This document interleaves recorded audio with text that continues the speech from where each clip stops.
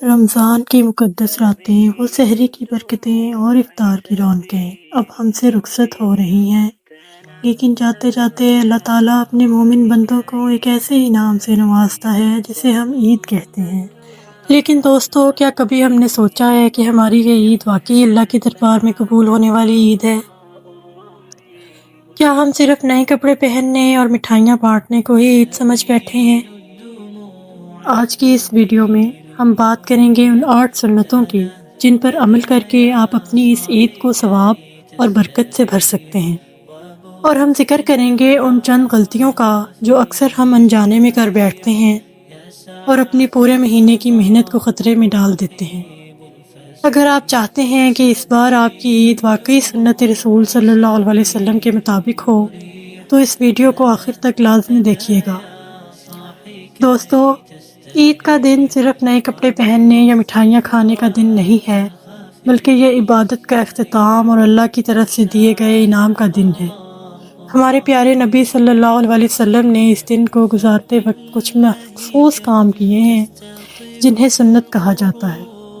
اگر ہم بھی ان پر عمل کریں تو ہماری عید نہ صرف پرمسرت ہوگی بلکہ ثواب کا ذریعہ بن رہے گی۔ سب سے پہلی سنت ہے غسل اور پاکیزگی۔ سب سے پہلے صبح سویرے اٹھ کر غسل کرنا سنت ہے۔ یہ پاکیزگی ہمارے دل اور روح کو تازہ دم کر دیتی ہے۔ دوسرے نمبر پر ہے مسواک کا استعمال۔ نماز عید کے لیے جانے سے پہلے مسواک کرنا نبی کریم صلی اللہ علیہ وسلم کی نہایت پسندیدہ سنت ہے۔ اس سے نہ صرف منہ صاف ہوتا ہے بلکہ اللہ کی رضا بھی حاصل ہوتی ہے۔ تیسرے نمبر پر ہے بہترین لباس۔ عید کے دن بہترین کپڑے پہننا سنت ہے۔ یاد رہے، بہترین کا مطلب ہمیشہ نیا نہیں ہوتا۔ آپ کے پاس جو سب سے صاف ستھرا اور اچھا لباس ہو اسے پہنیں۔ چوتھے نمبر پر ہے خوشبو، یعنی عطر لگانا۔ مردوں کے لیے عید کے دن خوشبو لگانا سنت ہے۔ یہ ماحول کو پروقار بناتا ہے اور ملنے والوں کو ایک اچھا احساس دیتا ہے۔ کچھ میٹھا کھا کر جانا۔ عید الفطر کی خاص سنت یہ ہے، نماز عید کے لیے نکلنے سے پہلے کچھ کھایا جائے۔ ہمارے نبی صلی اللہ علیہ وسلم اکثر تاک تعداد میں کھجوریں کھایا کرتے تھے، مثلاً 3، 5 یا 7۔ اگلے نمبر پر ہے صدقہ فطر کی ادائیگی۔ یہ سب سے ضروری بات ہے۔ نماز سے پہلے صدقہ فطر ادا کرنا لازمی ہے تاکہ جو لوگ مالی طور پر کمزور ہیں وہ بھی ہماری طرح خوشیوں میں شریک ہو سکیں۔ اگلا نمبر ہے راستہ بدلنا۔ نبی صلی اللہ علیہ وسلم عیدگاہ جانے کے لیے ایک راستہ اختیار فرماتے اور واپسی پر دوسرے راستے سے آتے تھے۔ اس کا مقصد زیادہ سے زیادہ لوگوں کو سلام کرنا اور عید کی خوشیاں بانٹنا ہوتا تھا۔ پھر آتا ہے تکبیرات پڑھنا۔ گھر سے نکلتے وقت آہستہ آواز میں اللہ اکبر، لا الہ الا اللہ، اللہ اکبر، واللہ اکبر وللہ الحمد پڑھتے ہوئے جانا بھی سنت ہے۔ یہ وہ 8 سنتیں ہیں جس پر عمل کر کے ہم اسلام کے مطابق عید گزار سکتے ہیں۔ مگر کیا آپ نے کبھی سوچا ہے کہ اللہ کے رسول صلی اللہ علیہ وسلم کے ساتھی یعنی صحابہ اکرام عید کیسے مناتے تھے؟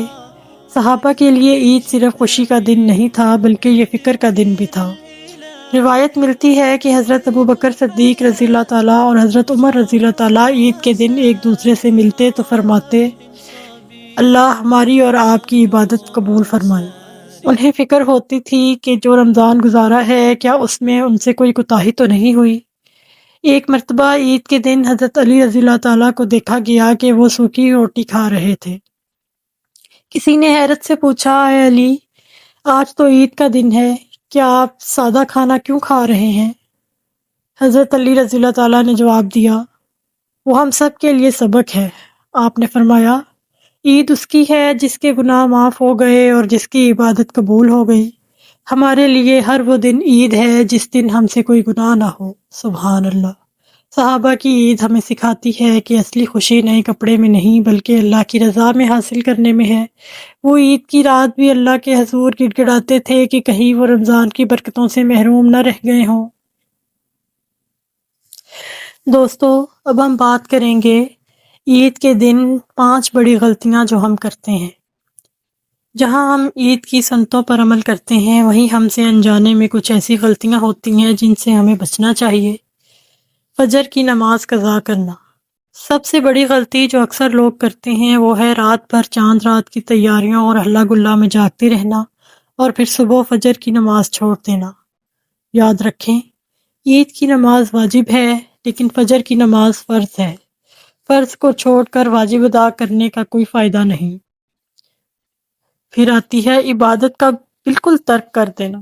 ایسا لگتا ہے جیسے شیطان جو مہینے بھر قید تھا عید کے دن آزاد ہوتے ہی ہمیں گھیر لیتا ہے۔ رمضان میں مسجدوں کو بھرنے والے لوگ عید کے دن سے ہی نمازیں چھوڑ دیتے ہیں۔ کیا ہمارا رب صرف رمضان کا رب ہے؟ نماز کی پابندی عید کے دن بھی اتنی ہی ضروری ہے جتنی کہ رمضان میں۔ پھر آتا ہے صدقہ فطر میں تاخیر۔ بہت سے لوگ صدقہ فطر عید کی نماز کے بعد ادا کرتے ہیں۔ یہ بھول جاتے ہیں نبی صلی اللہ علیہ وسلم نے فرمایا کہ جو نماز سے پہلے ادا کیا جائے وہ صدقہ فطر ہے اور جو نماز کے بعد دیے جائیں وہ عام صدقہ ہے۔ اس کا مقصد غریبوں کو نماز سے پہلے خوشیوں میں شامل کرنا ہوتا ہے۔ پھر آتا ہے نامحرم سے ملنا اور بے پردہ ہونا۔ عید کے دن ملنے ملانے میں اکثر پردے کی احتیاط کو بھلا دیا جاتا ہے۔ نامحرم رشتہ داروں سے مردوں اور عورتوں کا کھلم کھلا ملنا اور ہاتھ ملانا گناہ ہے۔ خوشی منائیں لیکن اللہ کی حدود کو نہ توڑیں۔ پھر آتی ہے فضول خرچی اور نمائش۔ عید پر نئے کپڑے پہننا سنت ہے لیکن صرف دکھاوے کے لیے ہزاروں روپے خرچ کرنا اور غریب پڑوسی کا خیال نہ رکھنا تکبر ہے۔ اللہ فضول خرچی کرنے والوں کو پسند نہیں فرماتا۔ دوستو، یہ ایسی 5 غلطیاں ہیں جو ہم عید کے دن کرتے ہیں جس سے ہمیں بچنا چاہیے۔